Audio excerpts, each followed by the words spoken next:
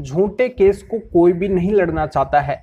सभी का ये मानना होता है, सभी का ये कहना होता है कि अगर झूठा केस है तो वो पहली बात तो दर्ज होना ही नहीं चाहिए, और अगर दर्ज भी हो जाता है तो वो है जो तुरंत खारिज होना चाहिए, उस केस से है जो तुरंत है जो बरी होने चाहिए। ये सभी का मानना होता है, ये सभी की सोच होती है। ये है जो झूठा केस जिनके ऊपर भी होता है उन सभी की आवाज निकलती है। तो बिल्कुल आज के वीडियो के माध्यम से मैं आपको ये समझाऊंगा, वो सारा सॉल्यूशन मैं आपको बताऊंगा कि अगर पत्नी 498 का केस पति के ऊपर करती है तो केस है जो पहली बात तो दर्ज होगा ही नहीं। अगर वो झूठा केस है तो उसके अंदर पत्नी के पास में ये सर्टिफिकेट होना बहुत ही जरूरी है, जो मैं इस वीडियो के अंदर बताऊंगा ये कौन सा सर्टिफिकेट है। और अगर केस दर्ज भी हो जाता है तो अगर पत्नी के पास में सर्टिफिकेट नहीं है तो बिल्कुल वो केस खारिज भी होगा। किस तरीके से होगा, पूरा प्रोसीजर आपको इस वीडियो के अंदर समझ में आएगा, पर आपको वीडियो को अंत तक देखना होगा, क्योंकि आधे अधूरे वीडियो से कोई भी जानकारी समझ में नहीं आती है। यह आपका अपना चैनल है, पहले तो इसको आप सब्सक्राइब कीजिए, बेल आइकन को भी दबा दीजिए। तो चलिए शुरू करते हैं। तो वेलकम दोस्तों, मैं हूं आपका अपना एडवोकेट जितेंद्र। तो दोस्तों आपने देखा होगा हाल ही के अंदर क्या हो रहा है, पत्नियों के द्वारा आईपीसी 498 का बहुत ज्यादा मिसयूज किया जा रहा है। यहाँ पे पुलिस को भी पता है, कोर्ट को भी पता है, सुप्रीम कोर्ट जो देश की सबसे बड़ी कोर्ट है वहां तक भी ऐसे बहुत ज्यादा झूठे मामले गए हैं। तो यहाँ पे माननीय सुप्रीम कोर्ट ने भी यहाँ तक कहा है कि आजकल 498 का है जो मिसयूज हो रहा है, इसका एक हथियार की तरह है जो पत्नियां इस्तेमाल कर रही है, न कि इसका उपयोग कर रही है। तो ऐसे मामलों की तादाद है जो दिनों दिन बढ़ती जा रही है।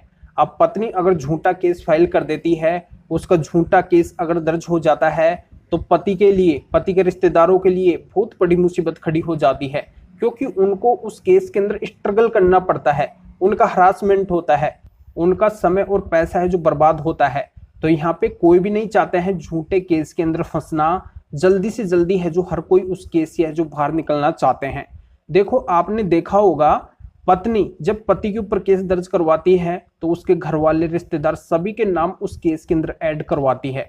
ज्यादा से ज्यादा पत्नी का मकसद होता है पति पक्ष को परेशान करने का, प्रेशराइज करने का। यहाँ पे मैं झूठा केस करने वाली पत्नियों के बारे में बता रहा हूँ, सच्चा केस करने वाली पत्नियों के बारे में नहीं बता रहा हूँ, क्योंकि जिन पत्नियों के साथ में गलत होता है तो वो तो बिल्कुल सही केस दर्ज करवाती है, पर यहाँ पे जो झूठा केस दर्ज करवा रही है उनका मकसद होता है पति पक्ष को प्रेशराइज करने का। और वो इतने संगीन आरोप पति पक्ष के ऊपर लगाती है कि शायद यहाँ पे पति पक्ष उन आरोपों के बारे में सोच भी नहीं सकते हैं। ज्यादातर मामलों के अंदर देखने को मिलता है, पत्नी का ये कहना होता है, लिखवाना होता है कि मेरे साथ में पति ने, पति के घर वालों ने, उनके रिश्तेदारों ने मार पिटाई की, मेरे साथ में अत्याचार किया, मेरे साथ में डोरी की डिमांड की, मेरे साथ में बहुत ज्यादा गलत किया, मुझे मार पीट के घर से बाहर निकाल दिया। यानी कि ये पत्नी का कहना होता है। ये आरोप तो पत्नी दर्ज करवा देती है, लिखवा देती है, पर पत्नी के द्वारा ज्यादातर मामलों के अंदर केस किया जाता है वो बहुत लेट किया जाता है। यहाँ पे अगर पत्नी 1 महीने का भी अगर वेट कर रही है, लेट कर रही है, मतलब यहाँ पे पत्नी झूठा केस दर्ज करवा रही है। अब इस तरीके की अगर पत्नी लैंग्वेज लिखवा रही है कि मुझे मार पीट के, मेरे साथ में बहुत ज्यादा अत्याचार करके घर से बाहर निकाल दिया, अगर उस पत्नी के साथ में रियल में गलत हुआ है, देखो अगर कोई पीड़ित होता है, जो दुखी होता है, वो क्या करता है, तुरंत एक्शन लेता है, इमीडिएटली वो है जो एक्शन लेता है उसके साथ में, क्योंकि गलत हुआ है, वो पीड़ित है, वो न्याय लेना चाहता है। पर यहाँ पे अगर वो टाइम अधिक ले रहा है, मतलब यहाँ पे उसका है जो एक रणनीति है, एक प्लानिंग है, बाद में सोचा है कि हमें किस तरीके से इनको फंसाना है, किस तरीके से इनको टारगेट करना है, किस तरीके से इनको प्रेशराइज करना है। मनगढ़ंत खानी होती है और उस खानी के तहत वो क्या करते हैं कि यहाँ पे पति पक्ष को प्रेशराइज करना चाहते हैं, एक जाल के अंदर वो फंसाना चाहते हैं, अपनी मनमानी जो डिमांड है उसको मनवाना चाहते हैं। तो यहाँ पे देखो आपकी समझ में आ गया होगा कि अगर पत्नी मामले को डिले करती है, यानी कि अधिक समय ले रही है, चाहे यहाँ पे 1 महीने का समय क्यों ना ले या फिर इससे अधिक समय ले, पर यहाँ पे है जो मामला पति का मजबूत बन जाएगा। इस तरीके से ही मजबूत बन जाएगा, क्योंकि अगर पत्नी के साथ में इतना गलत हुआ है तो उसको है जो तुरंत एक्शन लेना चाहिए था, उसने इतना टाइम है जो क्यों लगाया है। तो एक ग्राउंड तो पति का ये बन जाता है। दूसरा, अगर पत्नी ये बोल रही है कि मुझे मारपीट के, मेरे साथ में बहुत ज्यादा ज्यादती करके और घर से बाहर निकाला है, तो यहाँ पे पत्नी जब मारपीट का आरोप लगा रही है तो पत्नी के पास में है जो मेडिकल सर्टिफिकेट होना बहुत ही जरूरी है।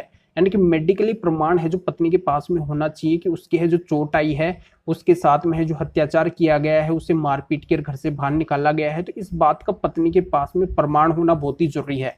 अगर पत्नी के पास में प्रमाण नहीं है तो पहली बात तो ये केस है जो दर्ज होना ही नहीं चाहिए, ये केस है जो दर्ज होगा ही नहीं। अगर आप केस के स्टार्टिंग के अंदर अगर मजबूती से बात रखते हैं तो यहाँ पे बिल्कुल ये केस दर्ज होने लायक बनता ही नहीं है, क्योंकि यहाँ पे मनगढ़ंत कहानी है जो पत्नी की यहाँ पे दिखाई देती है।